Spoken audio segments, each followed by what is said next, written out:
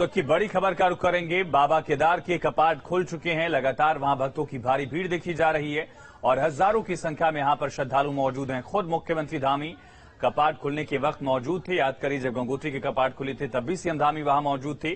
पहले विश्व कल्याण की कामना की गई और पूजा अर्चना की गई है। हालांकि आरती अभी भैरव बाबा के कपाट खुलने के बाद ही आरती की परंपरा है, उस परंपरा का यहां पर निर्वहन किया जाएगा।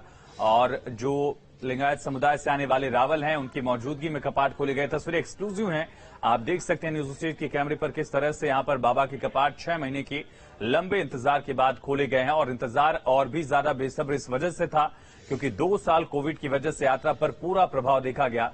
इस बार कोविड के केसेस कम है और यात्रियों का जोश, श्रद्धालुओं का जोश हाई दिख रहा है।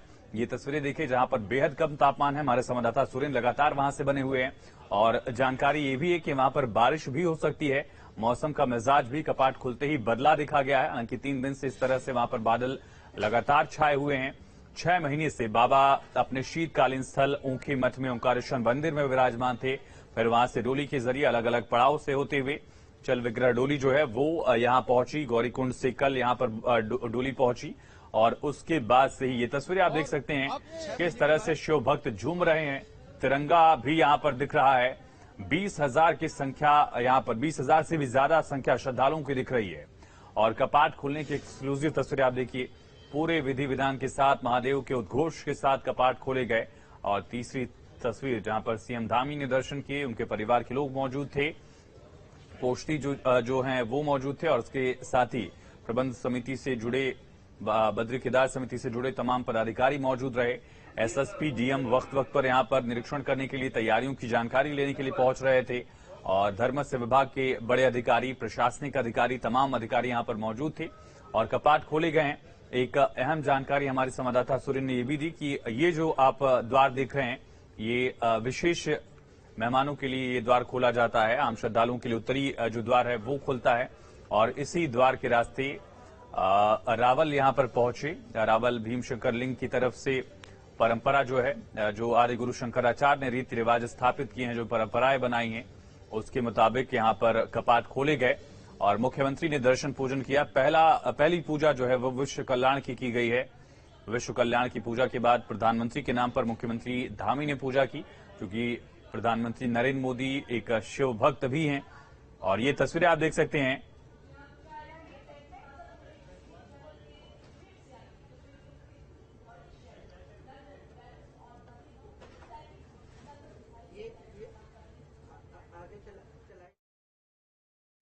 लेकिन दिक्कत ये रही कि कोरोना की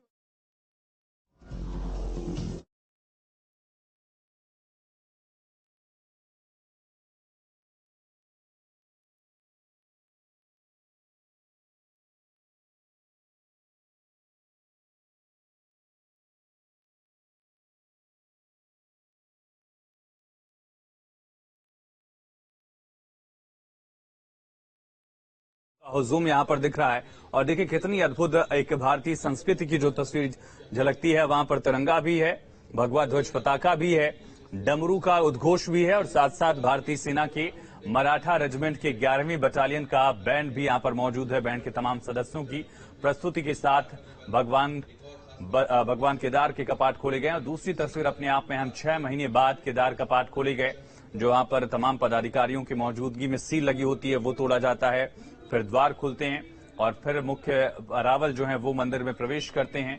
उनकी तरफ से भगवान की पूजा की जाती है, ज्योतिर्लिंग की पूजा की जाती है और उसके बाद आप तस्वीरें देख सकते हैं किस तरह से सीएम धामी ने भी दर्शन किए। संवाददाता सुरेंद्र डसीला लगातार हमारे साथ मौजूद हैं, ग्राउंड जीरो पर मौजूद हैं, मंदिर के पास मौजूद हैं। सुरेंद्र, अब क्या तस्वीर वहां पर दिख रही है? हमने देखा कि किस तरह से तमाम जो विशेष मेहमान थे उन्होंने दर्शन पूजन किया।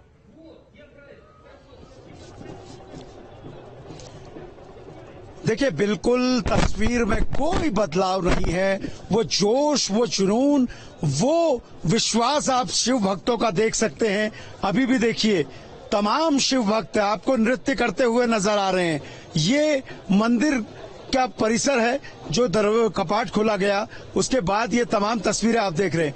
मुख्यमंत्री बाहर निकल चुके हैं, इस वक्त सेफ हाउस में मुख्यमंत्री हैं, वहां मंदिर समिति के पदाधिकारियों से मुलाकात कर रहे हैं, रावल जी का आशीर्वाद ले रहे हैं, मुख्य पुजारियों से मुलाकात कर रहे हैं, तमाम लोगों से व्यवस्थाओं पर चर्चा कर रहे हैं। जिला अधिकारी अन्य अधिकारियों को निर्देश भी दे रहे होंगे, क्योंकि 6 महीने लोगों का ख्याल रखना है, यात्रा के बेहतर प्रबंध करने हैं। और तस्वीरें देखिए, ये मंदिर के पीछे दिव्य शिला 2013 में जिस दिव्य शिला ने प्राकृतिक आपदा को 2 हिस्सों में बांट दिया था, जब गांधी सरोवर फटने से पानी आया, और इसी दिव्य शिला की मौजूदगी ये बताती है कि मंदिर का जो अस्तित्व है वो कितना मजबूत है। मेरे विजय सोनी कुमार आपको गांधी सरोवर की ओर भी दिखाएंगे।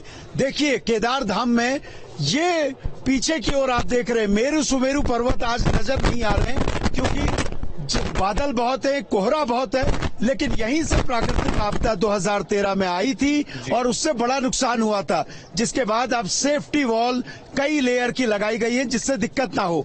ये दरअसल ये इतिहास हम इसलिए बता रहे हैं, ये पिछला इतिहास इसलिए बताना जरूरी है ताकि इस दिव्य शिला का महत्व पता चल पाए। सामने जो लोग आपको दिख रहे हैं, ये शंकराचार्य की समाधि की ओर जा रहे हैं, जिसका उद्घाटन प्रधानमंत्री ने पिछले साल किया था। इसका अनावरण उन्होंने किया था और कहा था कि आदि गुरु शंकराचार्य सनातन धर्म को जोड़ने, सनातन धर्म के प्रचार, सनातन धर्म की रक्षा में अल्प आयु में जो काम कर चुके हैं वो ना कोई कर सकता है और ना किसी ने किया है, और इसीलिए उनका स्थान महत्वपूर्ण है। अब आगे की ओर देखिए, तमाम श्रद्धालु आपको इस वक्त या तो सेल्फी लेते हुए दिख रहे हैं या अपने परिजनों को मोबाइल के जरिए दर्शन कराते हुए दिख रहे हैं।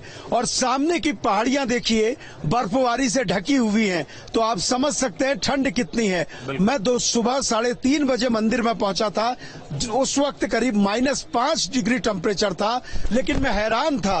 रात 12 बजे से तमाम श्रद्धालु यहाँ पर इंतजार कर रहे थे अपनी बारी का कि कब उनका नंबर आएगा और कब वो दर्शन करेंगे। थोड़ी देर में आम श्रद्धालुओं के लिए कपाट खोले जाएंगे, फिर बड़े पैमाने पर आपको श्रद्धालु दर्शन करते हुए नजर आएंगे। केदारपुरी में ये देखिए, ये जोश, ये जुनून देखिए, ये भगवान शिव की भक्ति है जिसमें भक्त लीन हो जाते हैं। 6 महीने के बाद ये वक्त मिलता है। तमाम जानकारी के लिए सुरेंद्र बहुत शुक्रिया आपका। इन तथ्यों से आपने रूबरू कराया, ये तस्वीरें आपने दिखाई। ये देखिए, जब मुख्यमंत्री धाम यहाँ पहुंचे थे, हजारों की संख्या में श्रद्धालुओं का यहाँ पर जमावड़ा लगा है। उत्साह लगातार एक अलग मुकाम तक पहुंच गया है। 2 साल तक कई ऐसे श्रद्धालु रहे होंगे जो कोविड की वजह से यहाँ पर नहीं पहुंच पाए। इससे अर्थव्यवस्था पर भी असर पड़ा। जो टूरिज्म सेक्टर है वो उत्तराखंड का बेहद प्रभावित हुआ। लेकिन इस बार श्रद्धालुओं का उत्साह अलग लेवल पर, यहाँ के व्यापारियों का उत्साह अलग लेवल पर, और उसी तमाम व्यवस्था को सुनिश्चित करने के लिए मुख्यमंत्री यहाँ पर बैठक भी कर रहे हैं। जैसा कि सूर्य ने बताया कि जानकारी जुटाई जा रही है, व्यवस्थाओं को लेकर दिशा निर्देश दिए जा रहे हैं।